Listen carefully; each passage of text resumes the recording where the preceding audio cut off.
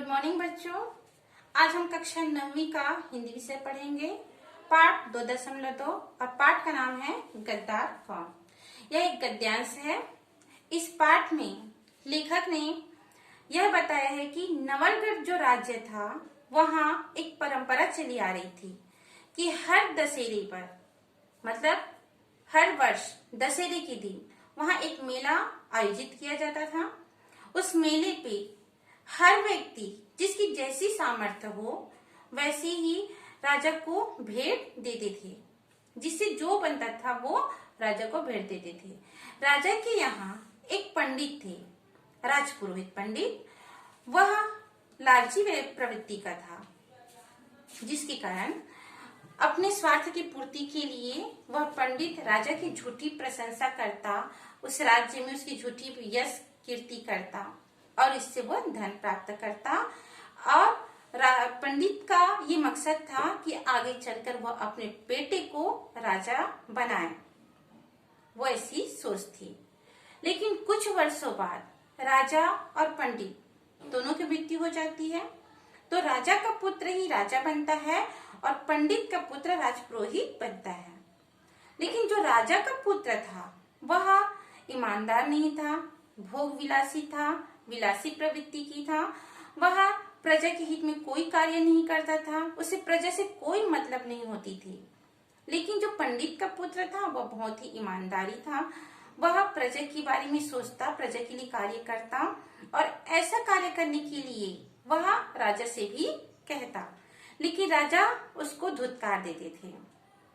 एक दिन जो राजा है वो पंडित मुझे बार बार टोकता है, बार बार मना करता है, ये सोचकर वह उस पर क्रोधित हुआ और उसको सजा सुनाई। तो उसको मृत्युदंड देने की सोची। तो राजा ने जब पंडित को, जो उसके राजपुरोहित पंडित था, उसको मृत्युदंड देने की सोची, तो पंडित ने अपनी अंतिम इच्छा के बारे में कहा कि मैं अपने अंतिम इच्छा स्वरूप मोती की खेती करना चाहता हूँ।